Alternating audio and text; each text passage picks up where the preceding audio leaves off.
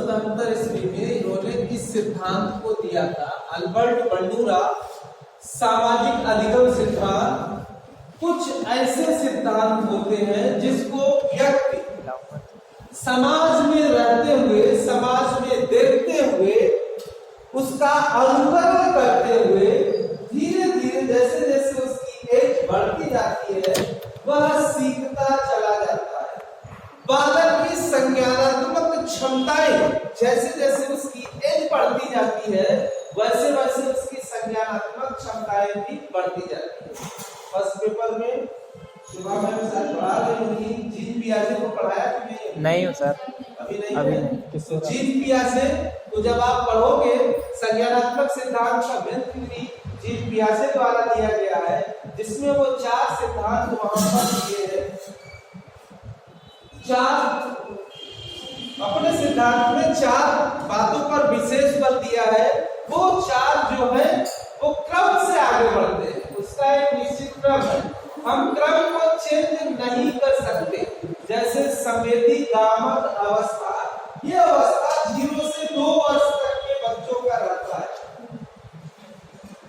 जो उनकी संवेदनाएं होती है, जो उनका यहाँ संज्ञान होता है, वो उनकी क्रिया में कन्वर्ट होता है। जैसे चीजों को काटना, चीजों को चूसना, मुख में डालना, ये सारी एक्टिविटी को उनकी संज्ञानात्मक क्षमताएं इसी के द्वारा व्यक्त होता है। इसके बाद पूर्व संक्रियात्मक अवस्था, मूर्त संक्रियात्मक अवस्था और औपचारिक संक्रियात्मक अवस्था एज के अनुसार 0 से 2, 2 से 7, 7 से 11 या 12, 11 या 12 से लेकर 15 या 16 तक रहता है। ये अवस्थाओं का किशोरावस्था जो उच्च सीमा आ जाती है, लास्ट जो फॉर्मल ऑपरेशनल स्टेज होता है, जिसमें बालक पूरी तरह से अमूर्त ढंग से अब चिंतन करने में सक्षम हो जाता है। बालक के सामने चीजें सामने नहीं भी रहती, फिर भी जीन पियाजे बताते हैं कि जब वो लास्ट स्टेज में पहुंचता है उसकी इतनी क्षमता हो जाती है कि सामने प्रत्यक्ष वो चीज नहीं भी है उसके बारे में वह थिंकिंग करने में सक्षम रहता है। वही चीज यहाँ पर हम देखते हैं कि बालक अपने समाज में रहते हुए ढेर सारी चीजों को आसानी से सीख लेता है। समाज द्वारा ही उसको बहुत सारी चीजों को समाज ही सिखाता है, जिसमें वो जो यहाँ पर सामाजिक अधिगम या अनुकरणित व्यवहार का अधिगम, इस नाम से हम इस चीज को जानते हैं। जैसे बालक लोगों को देखता है, या हम ही आप देखिए अक्सर क्या होता है, हम लोग किसी न किसी को, जैसे किसी न किसी से हम प्रेरित होते हैं, जिससे हम प्रेरित होते हैं उसको हम अपना रोल मॉडल बना लेते हैं।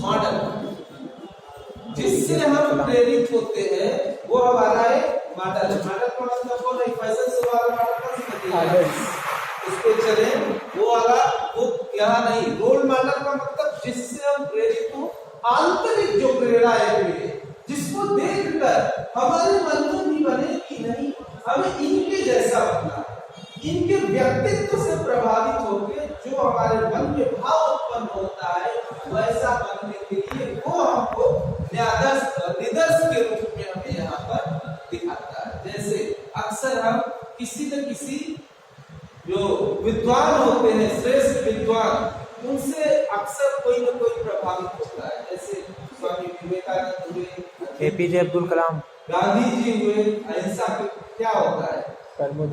मतलब कोई कुछ भी कर दे हम गुस्सा नहीं करेंगे, हम हिंसा नहीं करेंगे। तो ये क्या है? हम उनसे प्रेरित हैं कि हिंसा करने पर क्या रिजल्ट आएगा, हिंसा न करने पर क्या रिजल्ट आया। उस दौरान की क्या परिस्थिति थी?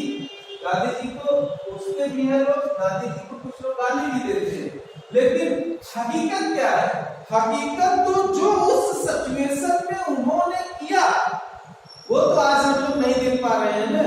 उनका उस दौरान अहिंसात्मक रूप से अंग्रेजों का विरोध करना कितना कारगर था, ये वही बता सकते हैं, या उस टाइम के लोग ही अच्छे से उसको डिस्क्राइब कर सकते हैं। जो गरम दल वाले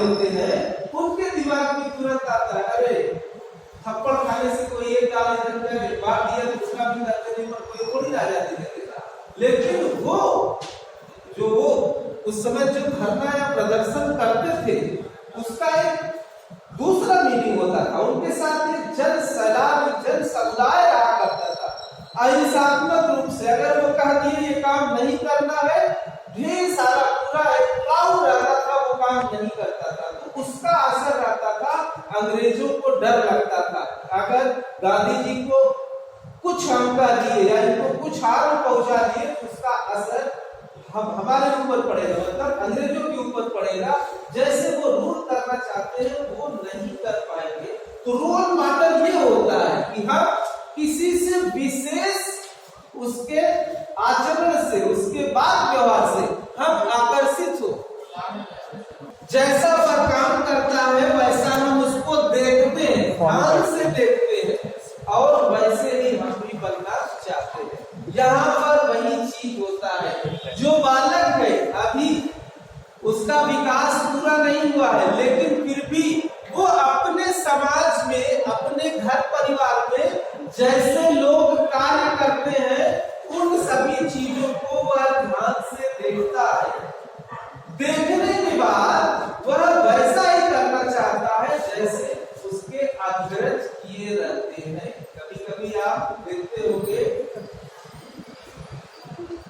मम्मी लोग साड़ी पहनती है, अभी बेटी बहुत बड़ी नहीं है, लेकिन अगर छोटा सा टुकड़ा उसको मिल जाता है लपेट के और घूंघट जैसे मम्मी की रहती है वैसे वह भी करने का प्रयास करती है। पापा का थाल पर कुर्सी पर आराम से बैठकर चाय पीना और पेपर पढ़ना, अभी पढ़ने नहीं आता, पेपर उल्टा लेके ऐसे ही बच्चा लेके बैठा रहेगा, सामने लोग देखते रहते हैं, अरे वाह ये तो बेटा मेरा पेपर पढ़ रहा है, बहुत खुशी मिलती है। ये क्या है? अनुकरण करना, अनुकरणित व्यवहार, इसीलिए इसको कहा जाता है। समाज में देखकर अपने से बड़ों को, अपने से अग्रज को वो देख रहा है, जैसे वो कर रहे हैं वैसे ही उसका दिमाग भी एक्टिव रहता है, वैसे ही वह भी करने का प्रयास करता है। उसी को यहाँ पर हम सामाजिक अधिगम सिद्धांत कहते हैं। समाज के द्वारा जो सीख मिलती है, समाज के जो बड़े, समाज के जो अग्रज, समाज में जिसको हम रोल मॉडल मानते हैं, रोल मॉडल हमारे माता पिता, हमारे चाचा चाची, नाना नानी, हमारे घर का कोई बड़ा मेंबर, भैया भाभी, कोई भी हो सकता है। हम ये नहीं कर रहे कि आप किसी आदर्श पुरुष को मानो, ये दिमाग की बात यहाँ लगाना ये नहीं है कि हम किसी आदर्श को ही माने। आदर्श तो हमारे माँ बाप भी हो सकते हैं। हम ये देखते हैं, कभी कभी ये भी डेडिकेट करता है कि कितने संघर्ष से हमारे माता पिता हमको मेरा पालन पोषण किए हैं। अगर वो संघर्ष करके हमें यहाँ पर लाए हैं तो मेरी भी एक लायबिलिटी होती है कि हम इस संघर्ष को और आगे ले जाएं। उससे प्रभावित होकर बालक अपनी पूरी एनर्जी के साथ शिक्षा दीक्षा प्राप्त करता है। ये चीज होता है। तो रोल मॉडल या लीडर्स जिसके द्वारा हम, जिससे आकर्षित होके उसके सारे व्यवहारों का अवलोकन करके हम वो सभी व्यवहार अपने व्यवहार में लाने का प्रयास करते हैं और उसके जैसा बनने का भी प्रयास हम यहाँ पर करते हैं। इसी को हम सामाजिक अधिगम सिद्धांत के तौर पर देखते हैं। इसके जो 4 स्टेप्स है, 4 स्टेप्स सोशल लर्निंग थ्योरी के है। व्यवहार को जानना एवं उसका प्रत्यक्षण करना पहला स्टेप है।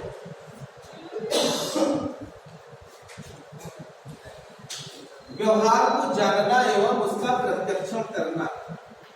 अटेंडिंग द बिहेवियर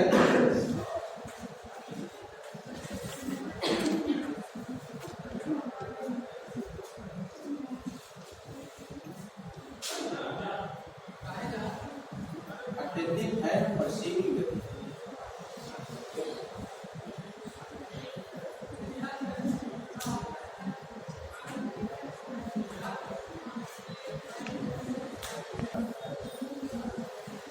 पहले हम क्या करते हैं, किसी से अगर हमें प्रभावित होना है तो उसका व्यवहार कैसा है, जो कार्य वो कर रहा है उस कार्य के अकॉर्डिंग उसका व्यवहार कैसा है, उसको हम बहुत ही ध्यान से देखते हैं।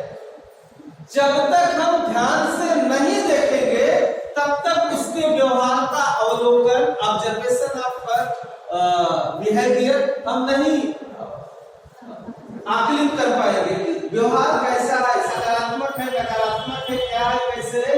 जब तक हम वाच नहीं करेंगे उसके व्यवहार को, हम जब वाच कर लेंगे तभी हम जानने का प्रयास करेंगे कि वाकई उसका व्यवहार है कैसा। अक्सर हम सुनते हैं ना, फलाने के व्यवहार तो बहुत खराब हुआ, अरे वो व्यवहार के कबीले जा रहे हैं। अक्सर गांव की भाषा में हम लोग यही करते हैं ना, उनके पास बैठिए तो ऐसा लगता है जैसे आदमी ही नहीं पहचानते, ऐसा ऐसा। ठीक है, तो ये क्या है, उनके व्यवहार का हम नहीं, एक पर्सन नहीं, कई लोग उसके व्यवहार को, उस पर्सन के व्यवहार का अवलोकन करके आपस में जब वार्ता करते हैं तो रिजल्ट परिणाम हमारे सामने दिखता है। तो फर्स्ट में व्यवहार को जानना एवं उसका प्रत्यक्षण करना। प्रत्यक्षण का मतलब एक एक चीज को, उसके एक एक चीज को ध्यान से ऑब्जर्व करना। प्रत्यक्षण का मतलब अभी पिछले लेक्चर में भी प्रशिक्षित आया था, एक एक चीजों को, उसके व्यवहार का, उठने का, बैठने का, बोलने का, बातचीत करने का, उसकी सरलता का, उसकी मधुरता का, उसके खाने पीने का, सभी चीजों का यहाँ हम प्रत्यक्षण करते हैं। उसके बाद इन सब चीजों के आधार पर हम उसके व्यवहार पर पहुंचते हैं कि उसका व्यवहार कैसा है। इसी को यहाँ पर व्यवहार को जानना एवं उसका प्रत्यक्षण करना होता है। दूसरा, व्यवहार का स्मरण करना, रिमेम्बरिंग द बिहेवियर। उसके व्यवहार को दिमाग में लर्न कर लेते हैं। जैसे कोई आदर्श दिखा तो हम उसके सारे चीजों को ध्यान से देखने के बाद क्या करते हैं, सारा चीज अपने मस्तिष्क में हम फीड कर लेते हैं। उठने का उसका तरीका, खाने का तरीका, कितने शालीनता से वो बात करता है, वो बात करने का तरीका, उसका टोन क्या है, सकारात्मक ढंग से सभी बातों को रखना और स्वीकार करना, अपनी गलती को तुरंत स्वीकार कर लेना, किसी बड़े का कैसे वो स्वागत करना, ये सारा चीज हम क्या है दिमाग में अपने रख लेते हैं। ये चीजें देखिए कितना अच्छा है, ये सारा चीज तो हम जब अपने मस्तिष्क में उसको धारण कर लेते हैं तो वही होता है व्यवहार का स्मरण कर लेना। उसके बाद हम क्या करते हैं, अभी तक तो ये सारा चीज हम उस पर्सन को देखकर अभी कर रहे थे और वो सारा अपने अंदर लाने का प्रयास कर रहे थे। जैसा जिसको हम रोल मॉडल माने थे, जिसको मॉडल्स माने थे कि हमारे आदर्श हैं, हम आदर्श उन्हीं को मानते हैं जो समाज से थोड़ा हट के रहता है, या जो चीज हम नहीं जानते, जिसके बारे में मुझे ज्ञान नहीं है और उससे हम प्रभावित भी हुए, जो मुझे नहीं आता लेकिन हमारा अट्रैक्शन उसके तरफ है। अगर ऐसा रहता है तभी हम उसको रोल मॉडल या मॉडल्स मानते हैं, नहीं तो हम उसको मॉडल नहीं मानेंगे। पता चला हमें डॉक्टर बनना है तो फिर हम बैंकिंग के बारे में क्यों सोचें कि बैंकिंग का कोई अच्छा आदमी आ गया है, हमारा ध्यान उधर नहीं जाएगा। रोल मॉडल तो मेरा डॉक्टर है ना, मुझे डॉक्टर बनना है, मुझे ज्यादा पसंद ये चीज है। तो रोल मॉडल जिसको आप मानोगे उसी का ध्यान से आप ऑब्जर्व करोगे, उसके व्यवहारों का आप ऑब्जर्व करोगे, उसी व्यवहार को अपने मस्तिष्क में लाने का प्रयास भी करोगे। दूसरे पर यहाँ पर ये है। तीसरा, अनुकरणित व्यवहार को क्रिया में बदलना।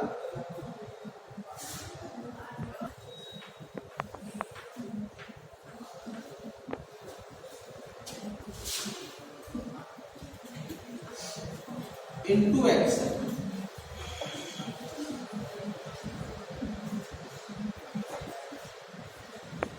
Converting the imitating behavior कर सकते हैं या behavior into action। कन्वर्ट करना बिहेवियर को किसमें, एक्शन, क्रिया। अब हम क्या करते हैं, इतना तक तो उसके ध्यान से ऑब्जर्व किया, अब हम क्या करते हैं, उसके जैसा बनने का प्रयास करते हैं। जैसा मैंने अपने रोल मॉडल को देखा, उसके चलने का, उसके बोलने का, उसके करने का, उसके व्यवहार का, ये सारा जो मैंने देखा था, अब मैं अपने जैसा वो था अब हूबहू हम अपने अंदर ला के उस चीज को यहाँ दिखाने का प्रयास कर रहे हैं। उसी को हम अनुकरणित व्यवहार को क्रिया में बदलना कहते हैं।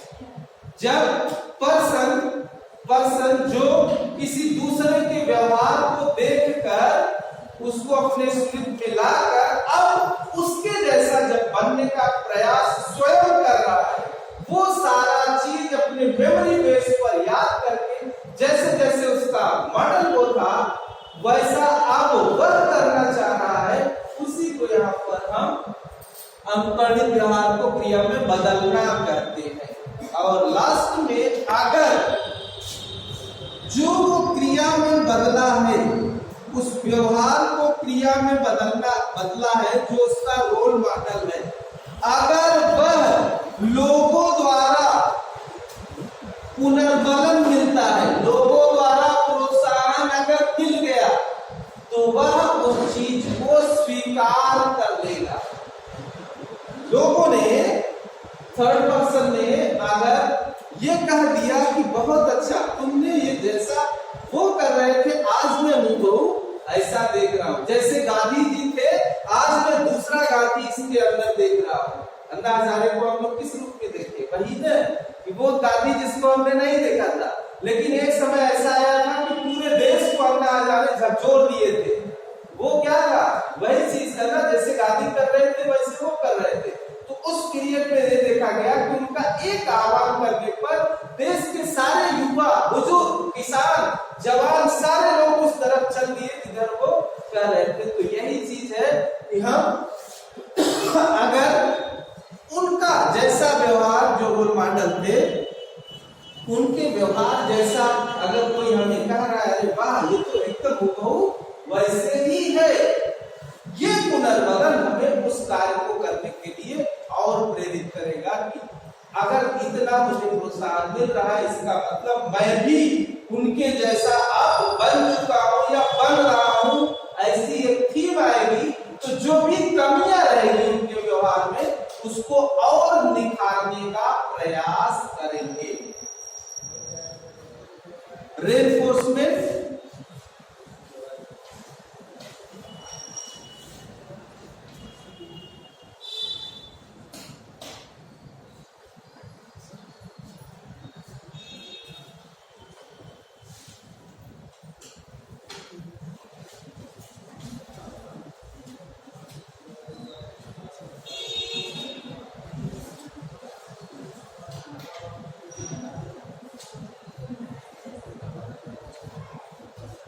रेनफोर्समेंट किसका है, इमिटेटिंग बिहेवियर, जो हम यहाँ पे अनुकरणित व्यवहार है उसका, उसके द्वारा हम यहाँ पर जो पुनर्बलित हो रहे हैं, उसी को यहाँ पर हम रेनफोर्समेंट ऑफ इमिटेटिंग बिहेवियर कर रहे हैं।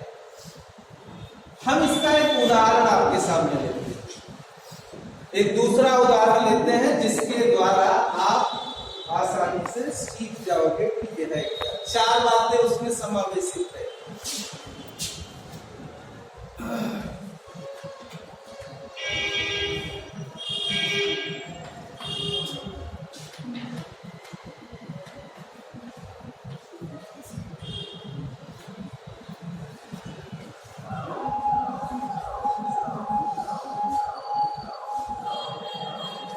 दो लड़कियां हैं, विद्यालय में, किसी विद्यालय या महाविद्यालय में पढ़ती है। 2 लड़कियां हैं, लड़की और उसकी सहेली, 2 हैं यहाँ पर, फर्स्ट और सेकेंड, ठीक है। यहाँ पर एक हम इमेजिन करते हैं जैसे कुछ मेन फेस्टिवल होता है, उसमें हम हमारे यहाँ वो डिश बनते हैं, जैसे होली करते हैं तो हिंदू भाइयों में गुजिया जरूर बनता है। ईद का नाम जैसे लेते हैं वैसे ही सेवई का दिमाग में आ जाता है, पक्का आ जाता है कि ईद का मतलब सेवई वहां श्योर है कि वहां बनेगा। हम यहाँ किसी उसी जैसे त्योहार की बात कर रहे हैं। मान लीजिए यहाँ पर एक ये लड़की है, वो अपने इस सहेली के घर जाती है। सहेली लड़की है, सहेली। यहाँ पर ममता मान लीजिए और एक इमेजिन हम कर रहे हैं, ये नूरजहां। अब किसी पर्टिकुलर को संबोधित जो दिमाग में आ रहा है, मैं वही केवल एग्जाम्पल के रूप में दे रहा हूं। ये लड़की ये कहती है इससे, ममता से, कि मेरी मम्मी सेवइयां बहुत अच्छी बनाती है, चलो आज मैं तुमको अपने घर लेके चलती हूँ और सेवइयां आपको खिलाती हूँ, तब आप बताना कि मेरी मम्मी कितना अच्छा सेवइयां बनाती है। कौन ये कहता है? नूरजहां कहती है। पर्व क्या है? ईद का पर्व, ठीक है। अब ममता उसकी सहेली है, अब अपने इस सहेली के यहाँ जाती है। जब सहेली के घर जाती है तो नूरजहां अपने माँ से कहती है, अब ये अपने माँ से कहती है कि मेरी सहेली आई है और हम उसको सेवई खिलाएंगे मम्मी। ऐसा करके जब वो कहती है तो उसकी माँ कहती है, ठीक है बेटा, अब अगर तुम अपनी सहेली को लाई हो तो मैं उसके सामने सेवइयां बनाऊंगी और गर्मा गर्म सेवइयां मैं उसको खिलाऊंगी। ऐसा नूरजहां की माँ यहाँ पर कहती है। अब उस सहेली की माँ ने जब ये कहा, जब सहेली की माँ ने, नूरजहां की माँ ने ये कहा, ममता बहुत खुश हो गई। खुश इसलिए हो गई, उसको पता नहीं था कि अच्छी लजीज सेवइयां कैसे बनती है। मैंने यही कहा, जो चीज हमें नहीं जानकारी होगी हम उसी से प्रभावित होंगे। जो हम जानते रहेंगे हमारा ध्यान उधर नहीं जाएगा। जैसे थोड़ा बहुत भी जानते हैं, एक हमारी आदत होती है ओवर कॉन्फिडेंस होना, अरे हमसे ज्यादा ही जानते हैं, हम इससे ज्यादा जानते हैं, ऐसा सोच के हम नहीं को करेंगे। लेकिन यहाँ उसके प्रति डेडिकेशन नहीं, मुझे नहीं जानता। कोई चीज बेटा सीखना है तो आप जीरो से सीखोगे,